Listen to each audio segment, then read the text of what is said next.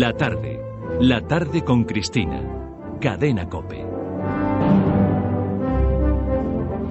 A veces se cae en el error también por parte de los historiadores de considerar que la historia la traban solo los grandes dirigentes, los reyes, los magnates, pero toda una corriente ya antigua habla de la intrahistoria, de la historia que hace la gente convencional, que hacen las familias, que hacen los aldeanos y que hacen, por supuesto, también los misioneros, que son parte fundamental de la historia española. Por eso hoy vamos a dedicar un capítulo a un español sin duda egregio que ha marcado definitivamente la historia del mundo. Yo no iba a decir solamente la de España. José Javier Esparza, muy buenas tardes. Buenas tardes. Hay que precisar que el misionero no soy yo, porque tal como has presentado la impresión de que el misionero que ¿sí? egregio, o sea que no soy yo, pero casi se llama igual porque es San Francisco Javier.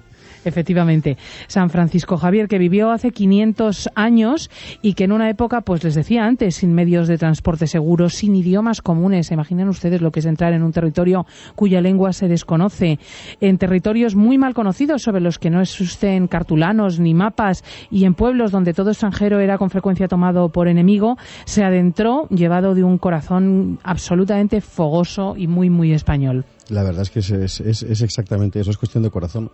Cuando ves la historia tanto de San Francisco Javier como de los otros misioneros de la época, es cuestión de corazón, porque hacían falta entrañas realmente para cometer una aventura semejante en esas condiciones, ¿no? Tenía uno que amar mucho a los hombres y su destino para arriesgar la vida entera y pasarlo tan mal y a veces en una soledad aparente, porque evidentemente Francisco Javier probablemente estaba más acompañado por Dios que ninguno de nosotros, sí, claro. En una soledad aparente y tan lejos de los amigos como la que acompañó en tantos y tantos lugares a este primer gran misionero moderno, porque yo creo que es el primer gran misionero. Se considera como el primer gran misionero moderno, sobre todo por los procedimientos de catequesis que utilizó y también porque es el primero que irradió deliberadamente sobre una gran porción de tierra que hasta ese momento había recibido misioneros pero no había sido catequizada, que es el Extremo Oriente, desde la India a través del mar de China hasta el Japón. Y esto es te puedes imaginar, una especie de aventuras exóticas permanentes entre indios que cabalgan elefantes, samuráis. Es ahí donde llega San Francisco Javier a contar una verdad, que era la verdad del Evangelio, que nadie allí había oído jamás. Para jóvenes, desde luego, es un ejemplo extraordinario. Don Fernando Sebastián, que celebraba el centenario de Francisco Javier este verano, nos lo comentaba, ¿no? Son aventuras de piratas malayos, de samuráis, como decía antes José Javier. Realmente es algo que puede constituir un horizonte muy hermoso para una persona en crecimiento. Pero vamos a ponernos en el momento, en esa época en que nace Francisco Javier. ¿Cómo está la situación en España? Sí, es importante para ceñir exactamente el personaje. Estamos en el siglo XVI. Pongámonos en el primer tercio, dentro del primer tercio del siglo XVI. En España reina Carlos I. España reina en el mundo, es la gran potencia europea, tenemos guerras con Francia, tenemos guerras con los berberiscos. Está empezando a romperse la cristiandad con la Reforma Protestante a partir de Alemania. También Inglaterra va a acabar separándose del papado. En Oriente los turcos han invadido Persia. Y en el otro extremo del mundo la conquista de América está ya en su momento álgido. Aparecen los nombres pues que a todos nos suenan o deberían sonarnos de Hernán Cortés, Pizarro, Jiménez de Quesada. Los navegantes españoles siguen abriendo el mundo. Elcano va a dar ya toda la vuelta, Juan Sebastián Elcano, la vuelta a todo el globo. Las naves de la corona española atravesando el Pacífico van a tocar ya las Molucas, las Filipinas, las Islas Marianas. Es decir, es el momento de la gran expansión española y es en este momento cuando aparece San Francisco Javier, que aparece además en un momento en el que ocurre algo también significativo. En este mismo instante, San Ignacio de Loyola está estudiando en París.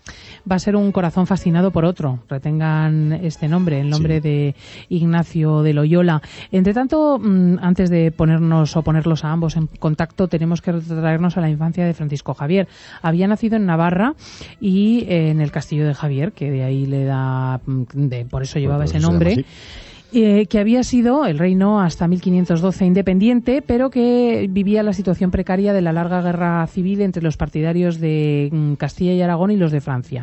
En cierto modo, esto determina luego el destino de San Francisco Javier. Navarra había sido efectivamente independiente hasta 1512, pero con 100 años prácticamente más, incluso de guerra civil, entre dos partidos que eran los agramonteses y los beomonteses. Los agramonteses eran, por así decir, satélites de Francia y los beomonteses satélites de Castilla y de Aragón. Esa guerra va a ser permanente y bueno, hasta que Fernando el Católico en 1512 decide acabar manu militari con el problema invade Navarra, depone al rey Juan de Albret. Y bueno, ¿qué tiene que ver esto con San Francisco Javier? Pues tiene que ver que Francisco Javier era hijo de uno de los grandes valedores del rey de Navarra, de Juan de Albret. O sea, de los que pierden. De los que pierden. Juan de Jasso, el padre de Francisco Javier, era un noble partidario del partido Agramontes. La familia de Javier tiene que abandonar sus tierras, se colocan van viviendo en Sangüesa, en Pamplona. El padre de Javier va a morir en 1515, aún va a haber más sublevaciones contra los castellanos. Los hermanos de Javier, él es muy pequeño todavía para eso, porque nació en 1506, pero los hermanos sí que participan en esas guerras, son derrotados una vez más. En fin, digamos que Javier se sabe parte de un mundo vencido, pero al mismo tiempo de un mundo que ha terminado ya. Es decir, las guerras se han acabado y aunque él forma parte del mundo vencido, su horizonte ya no puede ser el que ha sido el de sus hermanos, sino que va a buscar otro tipo de horizontes. Su madre le ha iniciado en la fe, él es un tipo, además de muy bien plantado, muy inteligente, muy listo, con grandes dotes para el conocimiento, y elige la carrera del conocimiento, y por eso se marcha a estudiar a París con 19 años, a la Sorbona, cruza la frontera, porque en ese momento la Sorbona de París es el gran centro europeo del conocimiento. Era 1525, repetimos, tenía 19 años y se aloja en el Colegio de Santa Bárbara, que estaba bajo la protección de la corona portuguesa. Evidentemente, la vida universitaria del siglo XVI no se parece mucho a la actual. Así, vamos a escucharlo, la retrataba un estudiante de entonces, oigámoslo en la voz de José Antonio Ramos.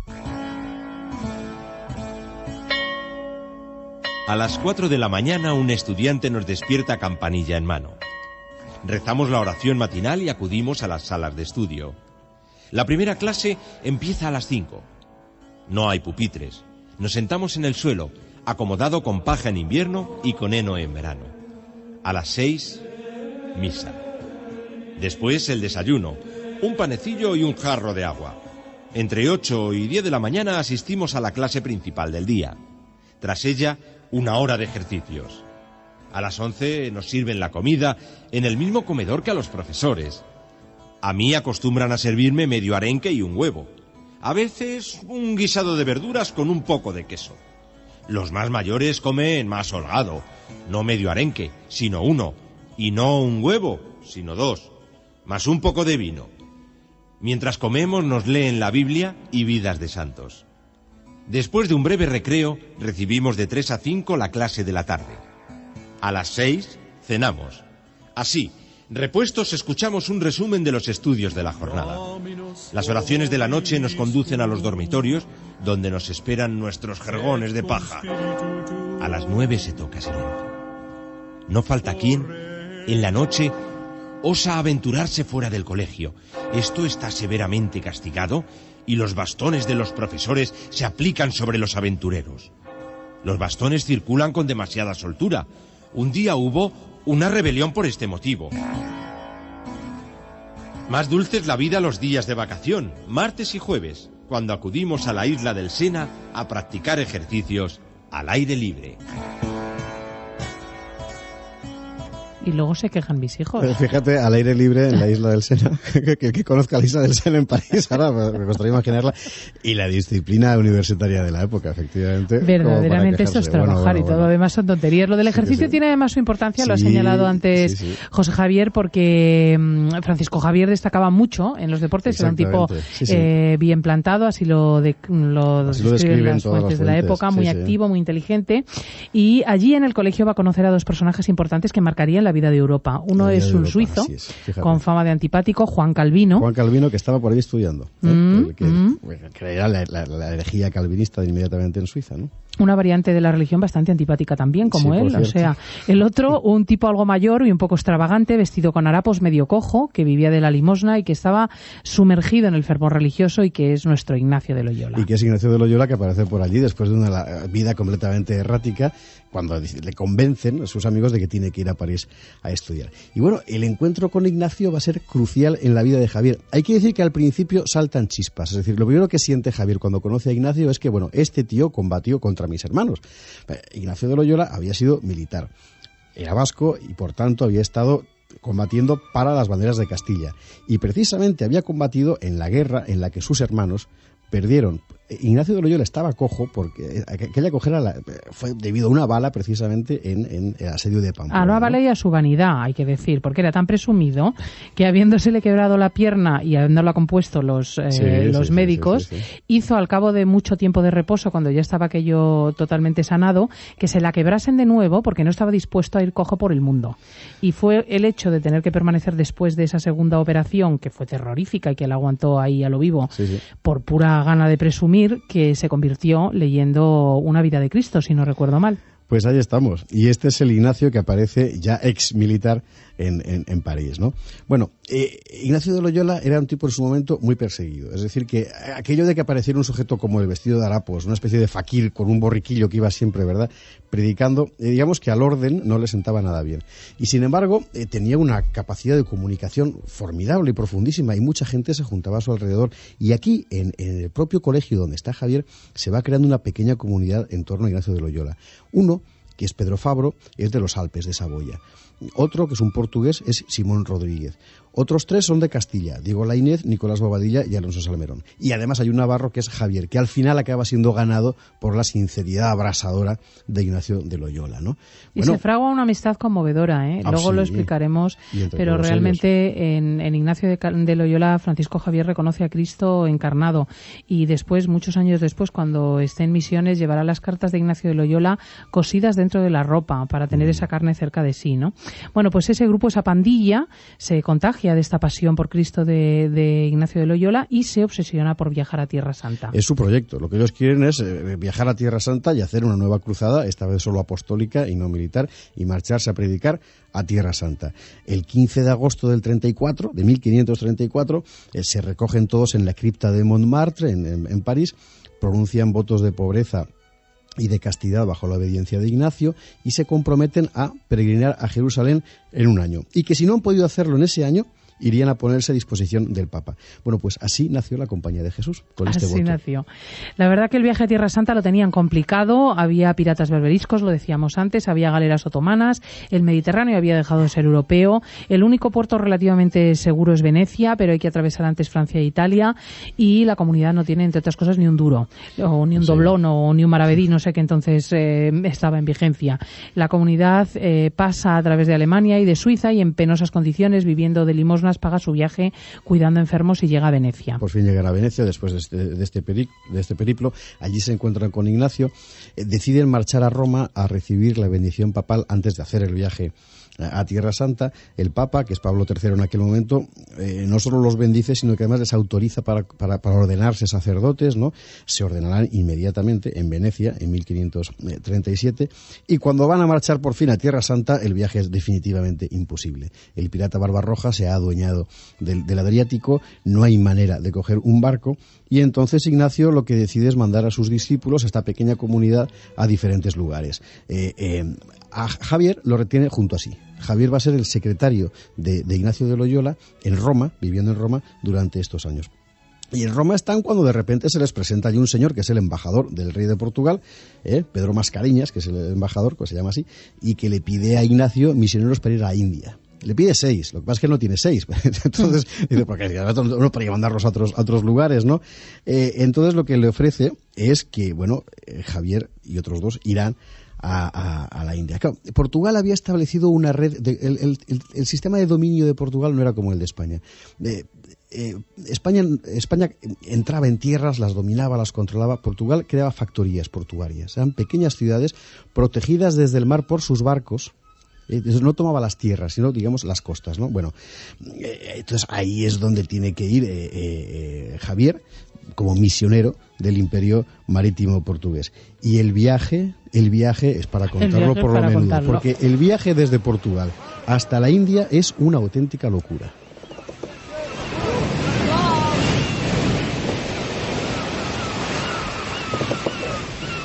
Fue un 7 de abril de 1541 cuando zarpó Francisco Javier de las costas, no sé dónde zarpó exactamente, de Portugal, y no llegará a Goa, a la India, hasta el 6 de mayo del 42. Fíjense ustedes, más de un año de navegación. ¿Y qué navegación? Más de un año. Más de un año de navegación, porque había que ir parando en todas las colonias para revituallarse y también para entrar en contacto con los otros misioneros prácticamente abandonados que había a lo largo de todo el rosario de pequeñas factorías portuguesas. Ellos van a seguir el camino portugués, no el español. Es decir, que es África hacia el sur, doblar África por el Cabo de Buena Esperanza y desde ahí girar hacia el Índico, ¿no? Primero tienes las grandes marejadas del Atlántico que están a punto de llevarles a pique. Luego, en cuanto te acercas al Ecuador, empieza a apretar el calor y todos los alimentos y el agua potable se pudren. Ojo, que esto no le pasaba solo a este barco, a todos los que hacían esa ruta, ¿no? Luego están las calmas de la zona ecuatorial. Esto ya variaba de la suerte que tuvieras y ellos tuvieron muy mala suerte. Estuvieron más de 40 días parados sin poder moverse. Claro. En el Golfo de Guinea. En el Golfo de Guinea. El calor más la calma, más las enfermedades, fue horroroso. Es decir, se declaró la peste a bordo del barco, no había otra cosa que hacer salvo cuidar a los enfermos, en lo que Javier se aplicó de manera particular, y no solo cuidarlos, sino luego arrojar los cadáveres al mar. Prácticamente no había otra cosa que hacer, era espantoso, es decir, sentir cómo se iba muriendo todo a tu alrededor. Luego, de repente, un día milagroso, por fin sopla el viento. Entonces hay que apresurarse, coger las velas y marcharse, aprovechar ese viento para poder llegar al sur, doblar el Cabo de Buena Esperanza y luego empezar a hacer las escalas previstas en todos los puertos que la corona portuguesa tenía distribuidos por el mundo. Pues en Mozambique, en Melinde, en Socotora. Son lugares que es un poco como lo de la película de Apocalypse Now con el coronel Kurt aquel, es decir, la novela de Conrad, El corazón de las tinieblas. Ahí te encuentras gente, comerciantes árabes instalados en puertos que en realidad están gobernados por marinos árabes, pero abandonados a su suerte, con lo cual entran ellos en contacto con otros misioneros que han llegado allí antes y que ya prácticamente no tienen otra cosa que hacer, puesto que tampoco tienen gente, salvo nativos africanos, que vienen, les atacan, se van, vuelven como amigos, no les atacan. Bueno, este tipo de vida perfectamente caótica, ¿no? Bueno, y así una tras otra. Claro, todo eso en Javier va creando una imagen del mundo realmente, como decir, una de dos, o me dejo hundir aquí, o esto lo tengo que redimir. Es un poco el planteamiento que le crea toda esta visión, ¿no? Hasta que por fin llegan a Goa, en la costa occidental de la India, que era su destino, que era la capital del Imperio Marítimo Portugués, desde que la conquistó Alfonso de Alburquerque. Fíjense ustedes, ¿no? Para un hombre de la época, estamos en la costa occidental de la India, en una brillante ciudad hindú capturada por los árabes, después conquistada por Alfonso de Alburquerque para la corona portuguesa, con 225.000 habitantes. Para la época es muchísimo. Enorme. Muchísimo. Y más de un centenar de iglesias y conventos de dominicos y franciscanos. Exacto. Aparentemente es el final del viaje, pero para Javier fue el principio de otro. Para Javier es el principio del viaje, porque claro, Goa era un lugar, toda la tierra de alrededor y hacia adentro y por el resto de los mares pues estaba prácticamente virgen en materia misional, ¿no?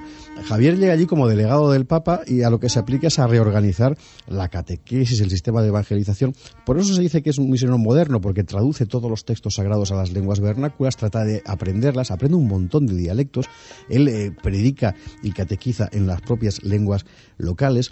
Goa termina convirtiéndose un poco en la base de operaciones de todas las misiones en Asia. Se instala un seminario que es el de San Pablo, y a partir de aquí de Goa tendrá lugar una aventura fascinante, que es cuando un jesuita portugués, el padre Andrade, llega por primera vez al Tíbet y llega a la capital de los lamas, el primer occidental que consiguió entrar allí, ya en el siglo XVII. Desde ¿no? Goa va abriéndose toda una red de operaciones de misión, que efectivamente tiene, por ejemplo, esta cabeza en Tíbet, con el portugués Andrade, pero también con el propio Javier en la pesquería, una factoría de perlas en el extremo sur de la India, en Ceilán, donde el rey, por cierto, manda degollar a 600 cristianos y Javier pasa un año predicando, en el Cabo Comorín, donde una partida de soldados cabalgando elefantes arrasa varios pueblos cristianos y Javier les hace frente en solitario, armado con un crucifijo, y los hace retroceder. Sí. Es una de las innumerables historias que se cuentan del santo, que está salpicado de episodios de este género. En las Molucas, por ejemplo, las Islas de las Especias, pues los nativos eran antropófagos. O sea, caníbales. Caníbales. Se comían a la gente. En fin. Bueno, es decir, es todo el periplo de Javier por aquí es así. Hasta que cuando lleva ya 6 años en Asia, que son 6 años con la gente cabalgando elefantes, con las pesquerías de perlas en este mundo, recibe noticia de que un rey del Japón se quiere convertir al cristianismo. Bueno, Japón, ¿cómo son los navarros, eh? ¿verdad? Y dice, pues que me voy a Japón. Pues que me voy. Como no tenía bastante. Pues fíjate, un mar lleno de piratas, sin tropas portuguesas para cubrir el camino, pero Javier dice que se va. Y se va al Japón. Pues vamos a poner música japonesa y nos vamos a Japón.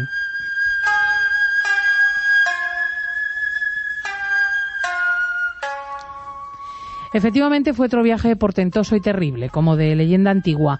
No hay barcos disponibles, el viaje urge porque la estación de los vientos favorables se acerca.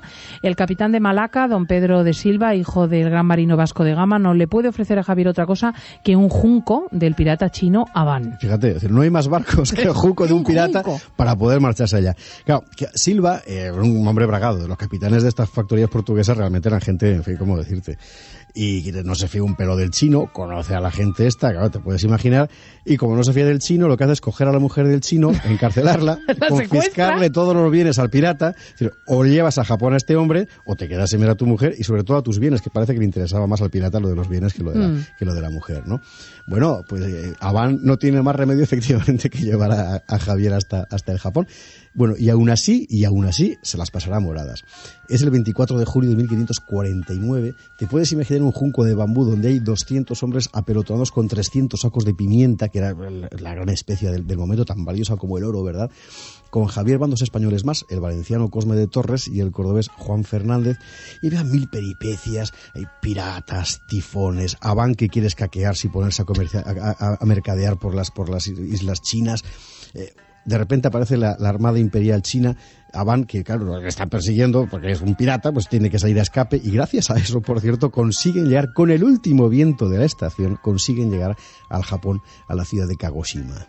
Allí Javier aprenderá el japonés, contará con la simpatía del señor feudal del lugar, Shimazu Takashika, pero también con la hostilidad de los bonzos. ¿Sabes por qué? Por las limosnas.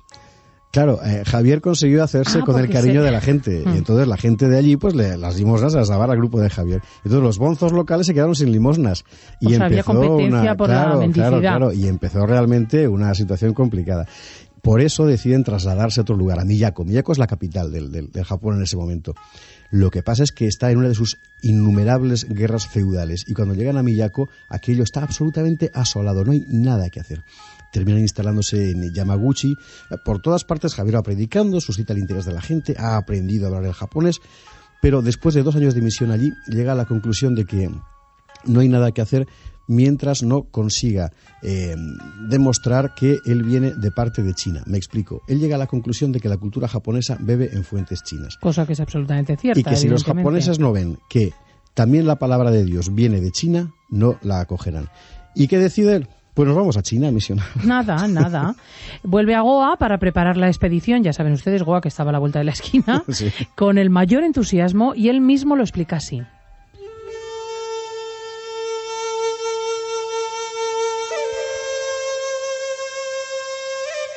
La China es una tierra muy grandísima, pacífica y gobernada con grandes leyes. Hay un solo rey y es en gran manera obedecido.